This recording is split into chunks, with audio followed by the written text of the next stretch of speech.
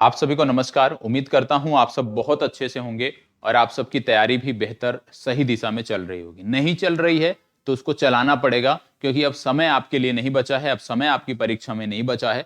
इसलिए बहुत जरूरी है कि अब अपना अपना जो ध्यान है ना, वो 100% अपनी तैयारी पे लगाओ, क्योंकि ये ध्यान तैयारी पे नहीं लगाओगे, फोकस तैयारी पे नहीं रहेगा तो चीजें आपकी बेहतर नहीं रहेंगी। ठीक है, तो सबसे पहला जो आज का आपको मैं एक आप कह सकते हो होमवर्क के तौर पे या लेसन के तौर पे दे रहा हूं, वो कि जो भी अभी आपने पढ़ा है, लगभग हमने टोटल हमारी लगभग 5 क्लास हो चुकी हैं, 5 कक्षाएं हमारी अभी तक हो चुकी हैं और 5 कक्षाओं में हमने लगभग 250 प्रश्नों को देखा होगा। ठीक है, और जो 250 प्रश्न हमने देखे हैं विभिन्न टॉपिक से रहे होंगे और आप में से कुछ में आपने बेहतर प्रदर्शन किया होगा, कुछ में आपके प्रश्न गलत हुए होंगे।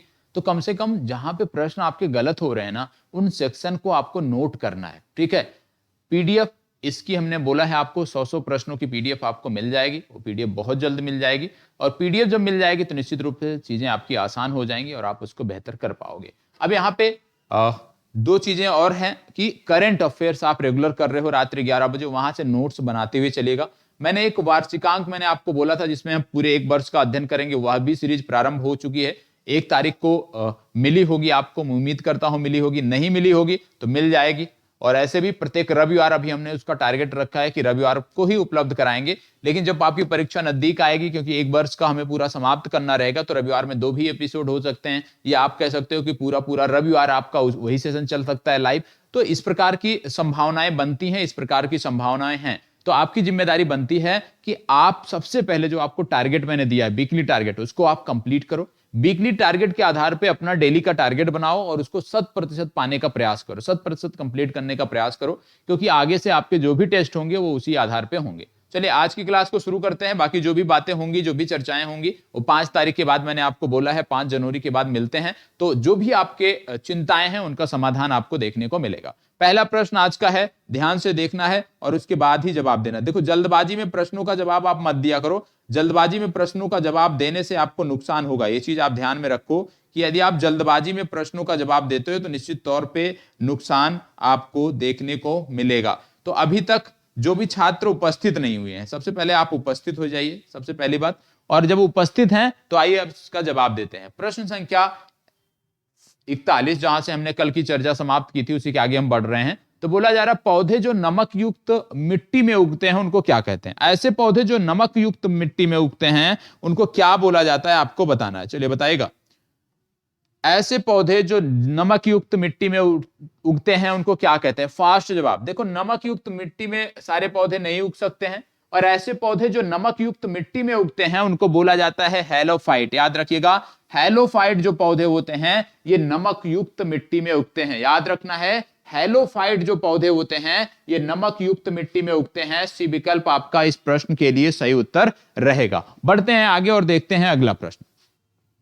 अगला प्रश्न आपका है, हाइड्रोफाइट किसे कहते हैं? अगला प्रश्न आपका है, हाइड्रोफाइट किसे कहते हैं? हाइड्रोफाइट किसे कहते हैं? हाइड्रोफाइट किसे कहते हैं? चलिए बताइए, हाइड्रोफाइट किसे कहते हैं?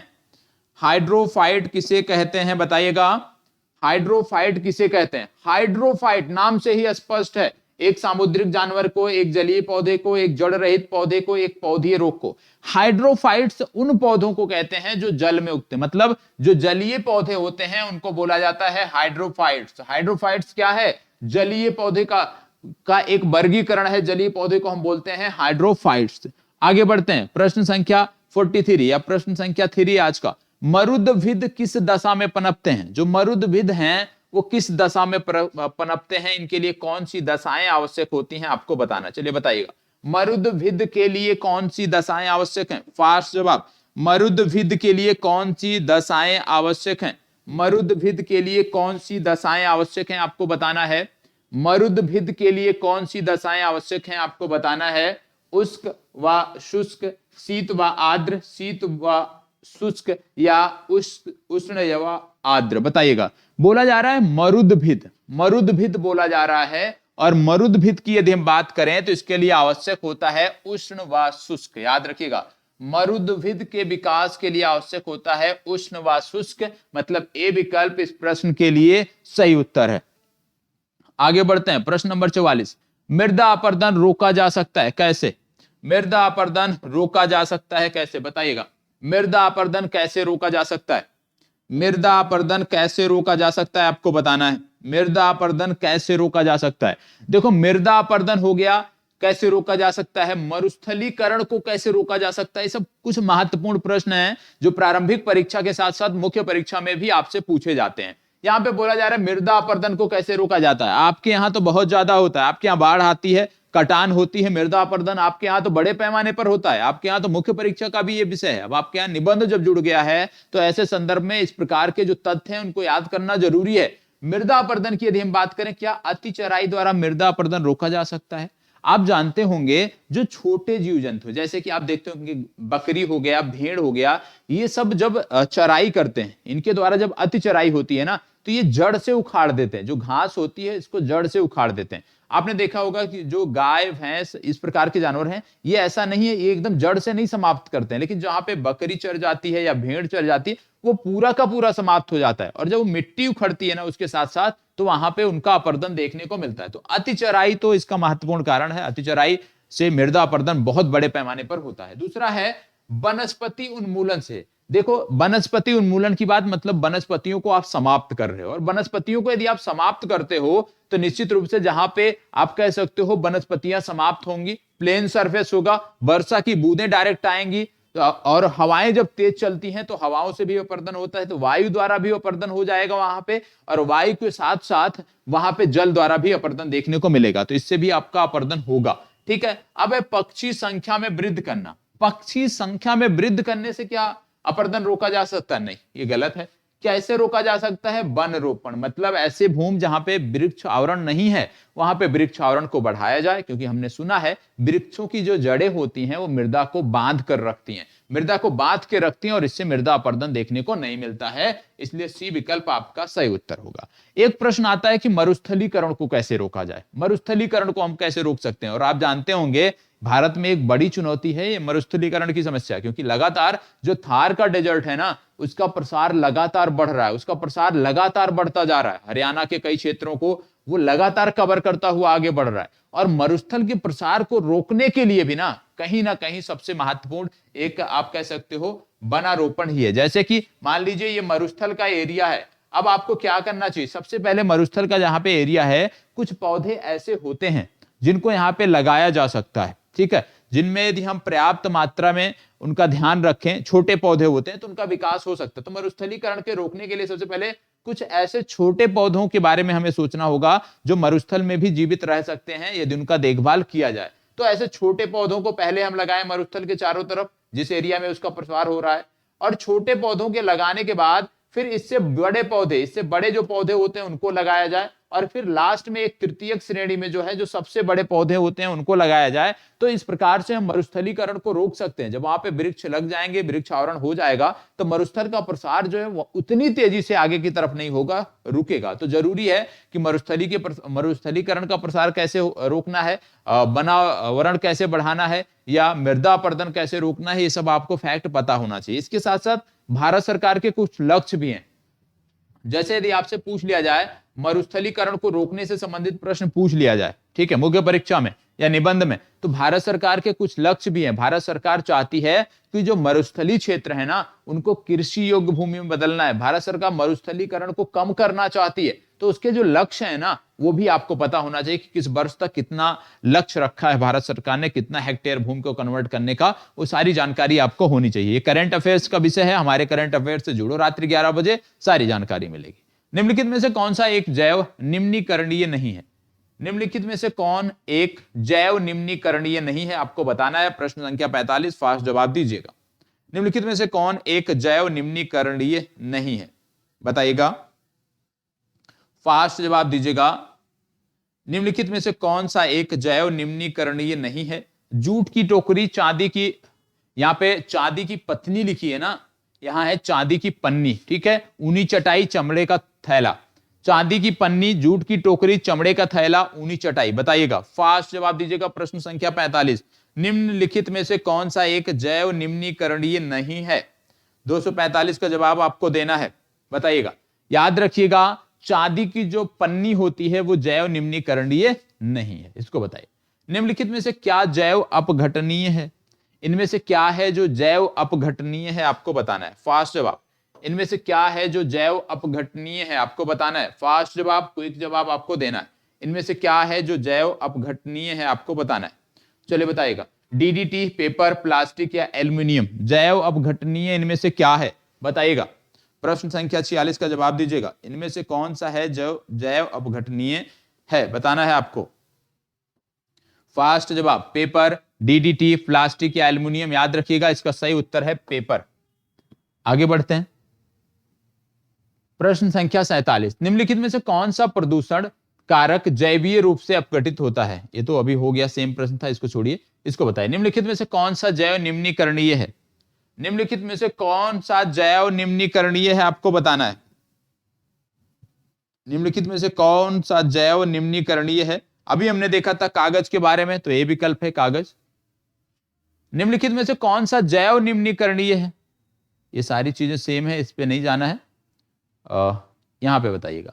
ग्रीन हाउस गैसों की संकल्पना की थी किसने? ग्रीन हाउस गैसों के बारे में आपने सुना होगा, पढ़ा होगा, तो बोला जा रहा है कि इसकी संकल्पना किसने की थी, आपको बताना है। बताइएगा, ग्रीन हाउस गैसों की संकल्पना किसने की थी, आपको बताना है। फास्ट जवाब दीजिएगा। ग्रीन हाउस गैसों की संकल्पना किसने की थी, आपको जवाब देना है। फास्ट जवाब, ग्रीन हाउस गैसों की संकल्पना किसने की थी, आपको बताना है। चलिए क्विक जवाब दीजिए। ग्रीन हाउस गैसों की संकल्पना किसने की थी, आपको जवाब देना है। फास्ट जवाब, फास्ट जवाब दीजिएगा। ग्रीन हाउस गैसों की संकल्पना किसने की थी? देखो, ग्रीन हाउस गैसों की संकल्पना की बात होती है, प्रश्न संख्या 51 की बात हो रही है। और आपको बता दें, ग्रीन हाउस गैसों की जब बात आप करते हो तो इसका सही उत्तर आपका होता है जोसेफ फ्रोरियर ने। ठीक है, तो ग्रीन हाउस की बात करें तो जोसेफ फ्रोरियर, सी विकल्प याद रखना है। हरित गृह प्रभाव का अर्थ क्या होता है, बताइएगा। हरित गृह प्रभाव का अर्थ क्या होता है, आपको बताना है। हरित गृह प्रभाव का अर्थ क्या होता है? हरित ग्रह, चलिए बताइएगा, इसको बताइए। हरित गृह प्रभाव, ग्रीन हाउस इफेक्ट क्या होता है? जिनको ये ना समझ में आए हरित गृह प्रभाव, उसको पढ़ना है ग्रीन हाउस इफेक्ट, ये क्या होता है। वायुमंडल में ग्रीन हाउस गैसों के घनीकरण के कारण वायुमंडल के तापमान का बढ़ना, बढ़े हुए तापमान में सब्जियों तथा फूलों का उत्पादन, या शीशे के मकानों में खाद्य फसलों का उत्पादन, या उपरोक्त में से कोई नहीं। बताइएगा कौन सा सही है। हरित गृह प्रभाव के अंतर्गत कौन सी चीजें आती हैं? फास्ट जवाब दीजिएगा। फास्ट जवाब आपको देना है, जवाब दीजिएगा। इसका कौन सा उत्तर सही होगा? देखो, ग्रीन हाउस गैस, हरित गैस, ये सारी चीजें आपको पता होना चाहिए। ठीक है, ये बेसिक से हैं जिनके बारे में आपको पता होना चाहिए। याद रखिएगा, इसका मतलब होता है वायुमंडल में ग्रीन हाउस गैसों के घनीकरण के कारण वायुमंडल के तापमान का बढ़ना। निम्नलिखित समुच्चय में से कौन सी गैसें ग्रीन हाउस प्रभाव के लिए अत्यधिक महत्वपूर्ण है, बताइएगा। ग्रीन हाउस प्रभाव के लिए कौन सी गैसें अत्यधिक महत्वपूर्ण है, इनमें से आपको बताना है। बताइएगा, ग्रीन हाउस गैसों के प्रभाव के लिए कौन सी, ग्रीन हाउस प्रभाव के लिए कौन सी गैसें हैं जो उत्तरदायी हैं, सबसे ज्यादा महत्वपूर्ण है, आपको बताना है। फास्ट जवाब आपको देना है। फास्ट जवाब आपको देना है। देखो, ग्रीन हाउस गैसों के बारे में जब आप बात करते हो तो सबसे पहले आता है carbon dioxide, methane, nitrous oxide और जलवाष्प। ये याद रखना, सी विकल्प आपका सही उत्तर है। Carbon dioxide, methane, nitrous oxide और जलवाष्प। ठीक है, चलिए आगे बढ़ते हैं। निम्नलिखित में से कौन सी प्राकृतिक रूप से पाई जाने वाली ग्रीन हाउस गैस सर्वाधिक ग्रीन हाउस इफेक्ट करती है? इनमें से कौन सी प्राकृतिक रूप से पाई जाने वाली ग्रीन हाउस गैस सर्वाधिक ग्रीन हाउस इफेक्ट करती है, आपको बताना है। बताइए, सर्वाधिक ग्रीन हाउस इफेक्ट कौन सी करती है, बताइएगा। 200, इसको बताइए। चलिए दोस्तों बताइएगा, प्रश्न संख्या 54 का जवाब क्या होगा? इनमें से कौन सी प्राकृतिक रूप से पाई जाने वाली ग्रीन हाउस गैस सर्वाधिक ग्रीन हाउस इफेक्ट करती है? जवाब दीजिएगा। इसका सही उत्तर है कार्बन डाइऑक्साइड। रट जाइएगा, रट जाइएगा, भूलना नहीं है, रट जाइएगा। सबसे ज्यादा ग्रीन हाउस इफेक्ट प्रदर्शित करने वाली गैस है कार्बन डाइऑक्साइड। आगे, निम्नलिखित में से कौन एक वायुमंडल के ओजोन परत की मोटाई नापने की इकाई है? ओजोन परत की जो मोटाई है उसको किससे नापा जाता है, उसकी इकाई क्या है, ये आपको बताना है। चलिए बताइएगा, ओजोन परत की मोटाई नापने वाली इकाई इनमें से कौन सी है, आपको बताना है। फास्ट जवाब दीजिएगा। ओजोन परत की मोटाई कैसे नापी जाती है, मापी जाती है? फास्ट जवाब। याद रखिएगा, जब ओजोन परत की मोटाई की बात करें तो डाप्सन यूनिट याद रखना है, डाप्सन के द्वारा ये नापी जाती है। वायुमंडल में जिस ओजोन छिद्र का पता लगाया गया वह कहां स्थित है? वायुमंडल में जिस ओजोन छिद्र का पता लगाया गया वो कहां स्थित है, आपको बताना है। वायुमंडल में जिस ओजोन छिद्र का पता लगाया गया वह कहां स्थित है? आर्कटिक महासागर के ऊपर, अंटार्कटिक के ऊपर, अलास्का के ऊपर, भारत के ऊपर? बताइएगा, वायुमंडल में जिस ओजोन छिद्र का पता लगाया गया वो कहां स्थित था, बताइएगा। फास्ट जवाब। कहां पे स्थित था? याद रखना है, ओजोन छिद्र का जो पता लगा था वो अंटार्कटिका के ऊपर लगा था। याद रखिएगा, अंटार्कटिका के ऊपर लगा था। बी विकल्प आपका सही उत्तर है। आगे बढ़ते हैं, इसको बताइएगा, अंटार्कटिका में ओजोन छिद्र निम्नलिखित में से किस मौसम में स्पष्ट रूप से दिखाई देता है? ओजोन छिद्र जो है अंटार्कटिका में वो किस मौसम में स्पष्ट दिखाई देता है, ये आपको बताना है। भीषण गर्मी में, पतझड़ में, सर्दी में या बसंत में? कब स्पष्ट दिखाई देता है? फास्ट जवाब दीजिएगा, कब स्पष्ट दिखाई देता है? अंटार्कटिका में ओजोन छिद्र कब स्पष्ट दिखाई देता है? चलिए बताइएगा, कब स्पष्ट दिखाई देता है? अंटार्कटिका में जो ओजोन छिद्र था जिसके बारे में अब बताया जाता है कि धीरे धीरे उसका आकार जो है वो सिकुड़ता जा रहा है, मतलब कम होता जा रहा है, ठीक है। और ये कब ज्यादा दिखाई देता है? जब भीषण गर्मी का मौसम होता है तो भीषण गर्मी में स्पष्ट दिखाई देता है। तो ये विकल्प सही उत्तर है। वायुमंडल में उपस्थित ओजोन परत अवशोषित क्या करती है? ओजोन परत जो है, जिसके लिए इतनी चिंताएं थी कि ओजोन परत जो है लगातार बढ़ रही है और इससे किरणों का जो हानिकारक किरणें होंगी वो हमारे पृथ्वी तक आएंगी और उसका बहुत नकारात्मक प्रभाव पड़ता है मानव शरीर पर, पर्यावरण पर। तो वो कौन सी किरणें हैं, मतलब वो कौन सी किरणें हैं जो ओजोन परत की वजह से पृथ्वी पर आ रही थी, या दूसरे शब्दों में बात करें वो कौन सी किरणें हैं जिनको ओजोन परत अवशोषित करती है, पृथ्वी पर नहीं आने देती है? बताएं, फास्ट जवाब दीजिएगा, कौन सी किरणें हैं? याद रखिएगा, अल्ट्रावायलेट जो रेज हैं उनकी बात की जा रही है। सी विकल्प सही उत्तर है। ओजोन परत के क्षरण के कारण क्या होता है? परत नहीं, ये परम लिखा है, इसको इग्नोर करिएगा क्योंकि हम आप पढ़े लिखे हैं, तो परत पढ़ना है। ओजोन परत के क्षरण का कारण क्या होता है? ओजोन परत के क्षरण का कारण क्या होता है, बताइएगा। ओजोन परत के क्षरण का कारण क्या होता है? देखो, ओजोन परत के क्षरण के कारण क्या होता है यदि हम बात करें तो त्वचा कैंसर बढ़ता है, स्किन डिजीजेस बढ़ती है और विशेष रूप से त्वचा कैंसर बढ़ता है। तो याद रखिएगा, बी विकल्प त्वचा कैंसर। कौन सी किरणें त्वचा को क्षति पहुंचाती हैं, बताइएगा। कौन सी किरणें हैं जो त्वचा को क्षति पहुंचाती हैं? फास्ट जवाब।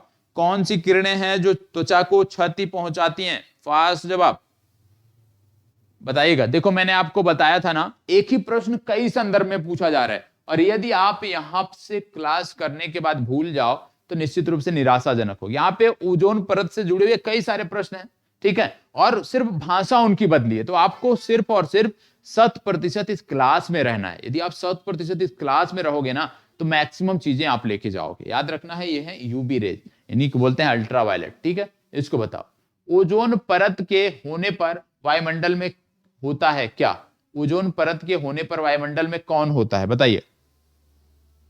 एक बार मैं प्रश्न देख लेता हूं कि इसमें ओजोन परत के ना होने पर, याद रखिएगा यह है ओजोन परत के ना होने पर वायुमंडल में कौन, इसको इग्नोर ही कर देना है, छोड़िए, टाइपिंग एरर था इसमें। इसको बताइए, निम्न में से कौन सी गैस वैश्विक उष्णता के लिए उत्तरदायी है? वैश्विक तापन के लिए कौन सी गैस उत्तरदायी है, या उष्णता के लिए कौन सी गैस उत्तरदायी है, आपको बताना है। फास्ट जवाब दीजिएगा, फास्ट जवाब दीजिएगा। वैश्विक तापन के लिए, वैश्विक उष्णता के लिए कौन सी गैस जिम्मेदार है? आपको याद रखना है, ये जो जिम्मेदार गैस है कार्बन डाइऑक्साइड और मीथेन है। भूमंडलीय ताप वृद्धि में निम्नलिखित में से किसका कम प्रभाव होने की संभावना होती है? भूमंडलीय ताप वृद्धि में निम्नलिखित में से किसका कम प्रभाव होने की संभावना होती है? बताइएगा, किसका कम प्रभाव होने की संभावना होती है? प्रश्न संख्या 63 का जवाब दीजिए। भूमंडलीय ताप वृद्धि में निम्नलिखित में से किसका कम प्रभाव होने की संभावना होती है? तूफानों का बार बार होना, कृषि के लिए उर्वरा डेल्टा क्षेत्रों का क्षय होना, वनस्पति में प्रकाश संश्लेषण की दर में कमी होना, ध्रुवीय हिम क्षेत्रों का सिकुड़ना। बताइएगा, अच्छा प्रश्न है, फास्ट जवाब दीजिएगा। देखो, भूमंडलीय किसका कम होने की संभावना बोली जा रही है? भूमंडलीय ताप में यदि वृद्धि होता है तो कौन सी चीजें कम प्रभावित होंगी? तो इसमें आप देखोगे तो क्या बोला जा रहा है? तूफानों का बार बार होना, ये तो होगा ही। कृषि के लिए उर्वर डेल्टा क्षेत्रों का क्षय होना, ये इसका सही उत्तर है, ये आपको पता होना चाहिए। बी विकल्प इसका सही उत्तर है, क्योंकि देखो ध्रुवीय क्षेत्र तो तेजी से सिकुड़ेंगे, प्रकाश संश्लेषण की दर में भी कमी होगी, ठीक है, लेकिन कृषि के लिए उर्वर डेल्टा क्षेत्रों का क्षय होना, ये इसका सही उत्तर है, इसको बताएं। निम्नलिखित में से कौन सा ग्लोबल वार्मिंग से निपटने का उपाय नहीं होता है? कौन सा है जो ग्लोबल वार्मिंग से निपटने का उपाय नहीं होता है, आपको बताना है। प्रश्न संख्या 64 का जवाब दीजिए। निम्नलिखित में से कौन सा ग्लोबल वार्मिंग से निपटने का उपाय नहीं होता है? बताइएगा। जीवाश्म ईंधन का कम उपयोग, खाना पकाने के लिए ईंधन के रूप में लकड़ी का उपयोग करना, या सौर और पवन ऊर्जा का अधिक उपयोग, या वनीकरण। बताएं, निम्नलिखित में से कौन सा ग्लोबल वार्मिंग से निपटने का उपाय नहीं होता है? ग्लोबल वार्मिंग से निपटने के उपाय के तौर में खाना पकाने के लिए ईंधन के रूप में लकड़ी का उपयोग करना नहीं है। लकड़ी के उपयोग से तो आप बढ़ा ही रहे हो, क्योंकि लकड़ी कहां से आएगी? वनों से आएगी। वनों का उन्मूलन आप करोगे, और वनों का उन्मूलन करोगे तो वन कहीं ना कहीं वैश्विक तापन में जिम्मेदार तो है ही, वनों का जब ह्रास होगा तो, ठीक है। तो इसका बी विकल्प सही उत्तर है। निम्नलिखित में से क्या वायु प्रदूषण का कारण नहीं है? इनमें से कौन सा है जो वायु प्रदूषण का कारण नहीं है? बताइए, कौन सा इनमें से है जो वायु प्रदूषण का कारण नहीं है? बताइएगा, इनमें से कौन सा है जो वायु प्रदूषण का कारण नहीं है? फास्ट जवाब। क्या अम्लीय वर्षा वायु प्रदूषण का कारण है? क्या कृषि गतिविधियां वायु प्रदूषण का कारण है? क्या जीवाश्म ईंधन का जलना वायु प्रदूषण का कारण है, या खनन कार्य? बताइएगा।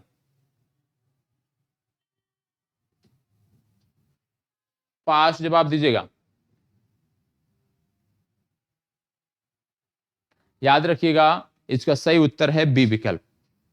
आगे बढ़ते हैं। कैडमियम प्रदूषण किससे संबंध है? कैडमियम प्रदूषण किससे संबंध है? बताइएगा, कैडमियम प्रदूषण का संबंध किससे है? कैडमियम प्रदूषण का संबंध किससे है, आपको बताना है। बताइएगा, कैडमियम प्रदूषण का संबंध किससे है?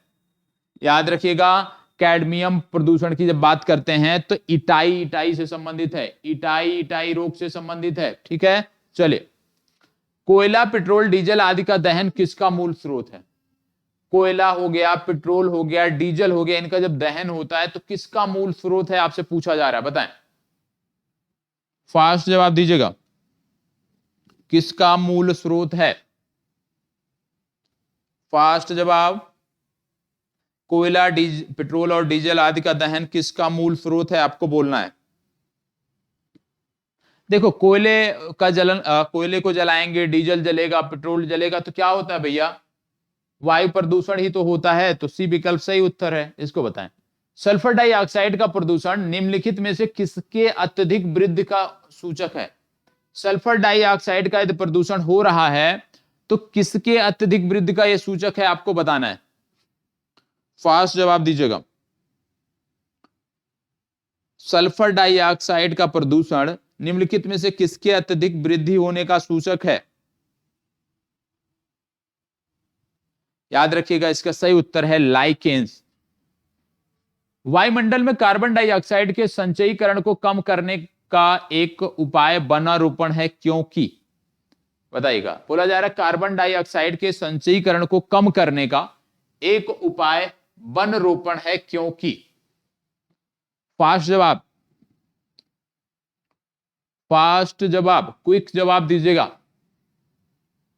बोला जा रहा है कार्बन डाइऑक्साइड का यदि संचय करना है, वायुमंडल से उसको कम करना है, उसका संचय करना है, तो इनमें से क्या हम कर सकते हैं? वन रोपण इसका उपाय है, क्योंकि वन रोपण से क्या होता है, पेड़ों में के कार्बन सिंक बनते हैं, पेड़ श्वास लेते समय कार्बन डाइऑक्साइड सोख लेते हैं, पेड़ मनुष्यों के लिए हितकारी उत्पाद प्रदान करते हैं, या पेड़ ऑक्सीजन छोड़ते हैं? बताइएगा। फास्ट जवाब, अच्छा प्रश्न है। देखो, क्योंकि कार्बन सिंक बनती, हम वनों को क्यों बोलते हैं कि वन काटने से वायुमंडल में ऊष्मन की मात्रा बढ़ती, क्योंकि कार्बन डाइऑक्साइड सिंक के रूप में पेड़ पौधे कार्य करते हैं, उनको सिंक करते हैं, उनको अवशोषित करके रखते हैं, और जब आप उनको समाप्त कर देते हो ना, तो उनके द्वारा अवशोषित की गई जो कार्बन डाइऑक्साइड है वो वायुमंडल में निर्मुक्त हो जाती है। ठीक है, तो इसके लिए क्या है, ए विकल्प सही उत्तर है। कहा जाता है कि ताजमहल मार्बल कैंसर से ग्रस्त है, या मार्बल कैंसर क्या है? बताइएगा। फास्ट जवाब, प्रश्न संख्या 70 का जवाब आपको देना है। ताजमहल मार्बल कैंसर से ग्रस्त है, या मार्बल कैंसर होता क्या है? बताइए, मार्बल कैंसर क्या होता है? मार्बल कैंसर क्या होता है? आप जानते होंगे, बहुत बार जो हमारे पुरातात्विक विद हैं, पुरातात्विक जो हमारा संगठन है, उसने बताया कि जो ताजमहल के मार्बल है ना, उनका लगातार क्षय होता जा रहा है। क्यों क्षय हो जा रहा है? अम्लीय वर्षा के कारण। तो याद रखना है, अम्लीय वर्षा जो मार्बल का क्षरण करती है, इसी को बोलते हैं मार्बल कैंसर। तो अम्लीय वर्षा के कारण जो मार्बल का क्षरण होता है, उसी को बोलते हैं मार्बल कैंसर। तो इसका याद रखना है, डी विकल्प सही उत्तर है, और इसके कारण इसका कलर भी चेंज हो रहा है। निम्नलिखित में से कौन सा एक वायु प्रदूषक मानव एक के हीमोग्लोबिन के साथ संयोजित होकर ऑक्सीजन ले जाने की इसकी क्षमता को कम करता है? ये इग्नोर करिएगा, इसमें टाइपिंग एरर है। पर्यावरण में प्रदूषकों की उपस्थिति को सामान्यतः पीपीएम में व्यक्त किया जाता है, पार्टिकुलेट पर मैटर के हिसाब से पीपीएम बोलते हैं, में व्यक्त किया जाता है। यहां पे पीपीएम का पूर्ण रूप क्या है? बताइएगा, पीपीएम का पूर्ण रूप क्या है? फास्ट जवाब, पीपीएम का पूर्ण रूप क्या है आपको बताना है, अक्सर आप सुनते होंगे। इसका मतलब होता है पार्टिकल्स पर मोल, याद रखिएगा, पार्टिकल्स पर मोल, बी विकल्प आपका सही उत्तर है। प्रदूषण में सूचकांक एसपीएम का पूर्ण रूप क्या है? एसपीएम कौन सा सूचकांक बताता है, इसका फुल फॉर्म क्या है? बताएं, एसपीएम का पूर्ण रूप क्या है आपको बताना है। चलिए बताइए, एसपीएम का पूर्ण रूप क्या है? बताइएगा। याद रखिएगा, इसका पूर्ण रूप है सस्पेंडेड पार्टिकुलेट मैटर्स, बी विकल्प सही उत्तर है। वायु प्रदूषण के संदर्भ में पीएम क्या है? बताइएगा। पीएम आप सुनते होंगे ना, पीएम 2.5, पीएम 2.0, ये सुनते होंगे, तो पीएम है क्या? बताइएगा, पीएम क्या है? फास्ट जवाब, पीएम क्या है? एक कणकीय पदार्थ है, सी विकल्प सही उत्तर है। पर्यावरण अध्ययन के संदर्भ में सीईआर किसे संदर्भित करता है? बताएं, सीईआर किसे संदर्भित करता है? ये सब नोट कर लीजिएगा, ये सब नोट कर लीजिएगा, याद रखिएगा, ये सब नोट कर लेना है आपको। बताइएगा, सीईआर क्या दर्शाता है? सीईआर का फुल फॉर्म है सर्टिफाइड इमिशन रिडक्शन। क्या है? सर्टिफाइड इमिशन रिडक्शन, याद रखना है, ए विकल्प, सर्टिफाइड इमिशन रिडक्शन, ए विकल्प सही उत्तर है। इसको बताइए। परोक्सी एसिटिल नाइट्रेट क्या है? PAN क्या है? बताइएगा। फास्ट जवाब, परोक्सिएटिल नाइट्रेट क्या है? चलिए जवाब दीजिएगा। इसका फुल फॉर्म भी पूछा जा सकता है कि पैन का फुल फॉर्म क्या है, तो याद रखना है इसको। यह एक गौड़ प्रदूषक है, ठीक है, इसको बताइए। निम्नलिखित किस विकल्प का अर्थ है कि कोहरा जो धुएं से मिलकर प्रदूषित हो गया? बताइएगा। बहुत अच्छा शब्द है, बहुत अच्छा प्रश्न है, बहुत अच्छा प्रश्न है, बताएं। फास्ट जवाब दीजिएगा। और आप अक्सर सुनते होंगे इसकी बातें, टीवी डिबेट में बड़ी चर्चा इसकी होती है, ठीक है, समाचार पत्रों में इसका जिक्र होता है। बताएं, बोला जा रहा है निम्नलिखित किस विकल्प का अर्थ है कि कोहरा जो धुएं से मिलकर प्रदूषित हो गया है? मतलब कोहरा और जब धुआं मिल जाता है तो उसको हम क्या बोलते हैं, उसी को हम बोलते हैं स्मॉग। आपने सुना होगा ना कि दिल्ली की सड़कें स्मॉग से ढकी हैं, गाजियाबाद की सड़कें स्मॉग से ढकी होती हैं। मतलब जहां प्रदूषण होता है ज्यादा और कोहरा भी पड़ता है, तो दोनों आपस में जब मिल जाते हैं तो उसको बोलते हैं स्मॉग। तो शब्द कौन सा प्रयोग किया जाता है, डी विकल्प, स्मॉग। पृथ्वी शिखर सम्मेलन, याद रखिएगा। देखो अब टाइपिस्ट को हम क्या बोले, अब उनको शिखर और शिकार में नहीं अंतर पता है। पृथ्वी शिखर सम्मेलन बात हुई है भैया, शिकार की नहीं बात हुई है, पृथ्वी शिखर सम्मेलन की बात हुई है। ठीक है, लेकिन ये प्रश्न आज के संदर्भ में महत्वपूर्ण नहीं है क्योंकि ये बदलता रहता है। ठीक है, तो इसको इग्नोर करना है। क्योटो प्रोटोकॉल क्या है, बहुत अच्छा प्रश्न है। करंट अफेयर्स में मैंने आपको कई बार जापान के बारे में बताया, कई बार मैंने बताया मिनीमाता कन्वेंशन देख लो, कई बार मैंने आपसे बोला सेंदई फ्रेमवर्क देख लो, कई बार मैंने आपको बोला कि क्योटो प्रोटोकॉल देख लो, कई बार मैंने आपको बोला कि नागोया प्रोटोकॉल देख लो, लेकिन आप नहीं देखते हो। तो बताइएगा क्योटो प्रोटोकॉल क्या है, क्योटो प्रोटोकॉल है क्या भैया, चलिए बताइएगा, क्योटो प्रोटोकॉल है क्या?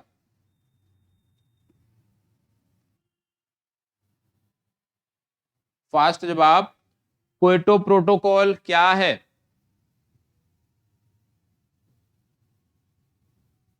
देखो क्योटो प्रोटोकॉल की बात करें तो सबसे पहली बात, एक जलवायु समझौता हुआ था, जलवायु परिवर्तन समझौता, जापान के एक शहर क्योटो में, और इसी के नाम पे इसका नाम क्योटो प्रोटोकॉल रखा गया। इसमें बोला गया था कि ग्लोबल वार्मिंग को कम करने के लिए उपाय करने के लिए देशों के बीच करार हुआ था। तो ग्लोबल वार्मिंग को कम करना इसका उद्देश्य था। वैश्विक तापन को कम करने के लिए विभिन्न देशों ने इस पे हस्ताक्षर किया था, इस समझौते पर, उसी को क्योटो प्रोटोकॉल के नाम से जाना गया। अब यहीं पर मैं आपसे पूछ ले रहा हूं भैया, सेंदई समझौता क्या होता है, नागोया प्रोटोकॉल क्या होता है, मिनीमाता कन्वेंशन क्या होता है? तो आप इन तीनों के बारे में बताओगे। सेंदई समझौता किससे संबंधित है, मिनीमाता कन्वेंशन किससे संबंधित है, नागोया प्रोटोकॉल किससे संबंधित है? ये आप तीनों हमें कमेंट बॉक्स में बताओगे। ठीक है, चलिए आगे बढ़ते हैं। मॉन्ट्रियल प्रोटोकॉल आ गया, चलिए ये भी अच्छा है, बताइएगा क्योटो प्रोटोकॉल किस वर्ष प्रभावी हुआ था? ये भी प्रश्न अच्छा है, बताइए किस वर्ष ये प्रभावी हुआ था? क्योटो प्रोटोकॉल की बात करें तो 2005 में प्रभावी हुआ था, इसको आपको याद रखना है। इसको बताइए मॉन्ट्रियल प्रोटोकॉल किससे संबंधित है, मॉन्ट्रियल प्रोटोकॉल बताइएगा। और 1927 में 1987 का यह समझौता है, बहुत ही महत्वपूर्ण है, बताइएगा। मॉन्ट्रियल प्रोटोकॉल में जो अभी आपने ओजोन परत के बारे में पूर्व में पढ़ा है, ओजोन परत को क्षरण को कम करने के लिए एक समझौता किया गया था, और इसी समझौते को बोला जाता था मॉन्ट्रियल प्रोटोकॉल। क्योंकि ये मॉन्ट्रियल नामक एक शहर में हुआ था, इसीलिए उस शहर के नाम पे इसका नाम रख दिया गया था मॉन्ट्रियल प्रोटोकॉल। तो इसका सही उत्तर है ए विकल्प, ओजोन परत के क्षरण को रोकना। ठीक है, वातावरण में क्लोरोफ्लोरोकार्बन उत्सर्जन पर प्रतिबंध लगाने संबंधी प्रथम प्रोटोकॉल कहां बना था, बताइए प्रथम प्रोटोकॉल कहां पर बना था? विशेष रूप से क्लोरोफ्लोरो सीएफसी के लिए, क्लोरोफ्लोरोकार्बन पर प्रतिबंध लगाने के लिए, बताइएगा। याद रखिएगा यही बना था मॉन्ट्रियल में, क्योंकि इसका विषय ही यही था, क्योंकि सीएफसी के द्वारा ही सबसे ज्यादा ओजोन परत का क्षरण होता था। तो सीएफसी की बात आए, मॉन्ट्रियल प्रोटोकॉल आपको याद रखना है। ठीक है, इसको बताओ कार्टाजेना प्रोटोकॉल का संबंध क्या है? अच्छा प्रश्न, बताइए कार्टाजेना का संबंध क्या है, कार्टाजेना प्रोटोकॉल का संबंध क्या है, बताइएगा कार्टाजेना प्रोटोकॉल का संबंध क्या है? बहुत अच्छा, बताइएगा कार्टाजेना प्रोटोकॉल का संबंध क्या है? याद रखिएगा कार्टाजेना प्रोटोकॉल का संबंध है जैव सुरक्षा समझौता से, ए विकल्प इसका सही उत्तर होगा। और आज का ये लास्ट प्रश्न था, आज का आपका होमवर्क है, मॉन्ट्रियल प्रोटोकॉल के बारे में अच्छे से देख लेना है, नोट कर लेना है, क्योटो प्रोटोकॉल अच्छे से नोट कर लेना है, कार्टाजेना प्रोटोकॉल नोट कर लेना है, सेंदई समझौता नोट कर लेना है, सेंदई समझौते के साथ साथ मिनीमाता कन्वेंशन नोट कर लेना है। ठीक है, और नागोया प्रोटोकॉल नोट कर लेना है कि ये जो 5 से 6 हमने बताए हैं समझौते या आप कह सकते हो प्रोटोकॉल, इनको नोट कर लेना है। ठीक है, इनसे संबंधित जो भी फैक्ट है कि किस वर्ष से लागू किए गए थे, ये किन शहर में आए, जैसे मॉन्ट्रियल शहर कहां पे है आपको पता होना चाहिए, सेंदई शहर कहां पे है आपको पता होना चाहिए, तो ये सब आप कर लीजिएगा। ठीक है, और उसी में रामसर समझौता भी नोट कर लीजिएगा, क्योंकि उसका भी संदर्भ यहीं से जुड़ता है। तो रामसर समझौता भी उसी में नोट कर लीजिएगा। 6 से 7 समझौते हैं, इसको अच्छे से एक ही पेज में इसको नोट करना है, याद रखिएगा। जो भी पर्यावरणीय समझौते हुए है ना, उसको एक ही पेज में आप नोट किया करो। तो जब आपको भी रिवीजन करना होगा ना पर्यावरणीय समझौतों को, तो आप आसानी से उन चीजों का रिवीजन कर सकते हो, आप आसानी से उनको देख सकते हो। तो आज के लिए इतना ही, मिलते हैं कल की क्लास में, और पुनः इसी के आगे 84 के आगे हम आगे बढ़ेंगे और इस चीज को, इस सेशन को आगे लेते हुए चलेंगे। और प्रयास यही रहेगा कि जो 800 प्रश्नों की सीरीज है वो हमारा समय रहते हुए पूरी हो जाए। बाकी किसी के कोई डाउट है, कोई प्रश्न है, तो आप अवश्य बताइएगा। और 5 तारीख के बाद से आपके विषय चेंज हो जाएंगे। जीव विज्ञान में हम 5 तारीख तक जितना कवर कर पाएंगे उतना करेंगे, उसके बाद विषय चेंज रहेगा। तो यहीं पर अपनी चर्चा को विराम देते हैं। धन्यवाद, बहुत बहुत आभार आप सभी का कि आप सब क्लास से जुड़ते हो। लेकिन यदि आप सबसे शिकायत रहती है तो यही है कि क्लास में 100% उपस्थिति तो रहती है आपकी, ठीक है, अच्छी बात है, लेकिन मानसिक रूप से 100% आप यहाँ नहीं रहते हो। दूसरी बात, क्लास में जो होमवर्क दिए जाते हैं उसमें आपकी जो सहभागिता है ना वो शून्य रहती है, तो उसको थोड़ा सा बढ़ाइए, क्योंकि जब तक आप स्वयं नहीं इन्वॉल्व होंगे तब तक कोई भी अध्यापक आपको कुछ नहीं दे सकता है। आपका स्वयं का इन्वॉल्वमेंट जरूरी है, आपका स्वयं का स्टैंड जरूरी है हर मुद्दे पर। आपके स्वयं का होता नहीं कि हर मुद्दे पर आपकी अपनी राय जरूरी है, क्योंकि आप सिविल सेवा में जा रहे हो, ठीक है। किसी दूसरे की राय पे नहीं चलना है, अपनी राय बनाइए, अपना मंतव्य बनाइए और उस पर आगे बढ़िए, ठीक है। चलिए, धन्यवाद, बहुत बहुत आभार।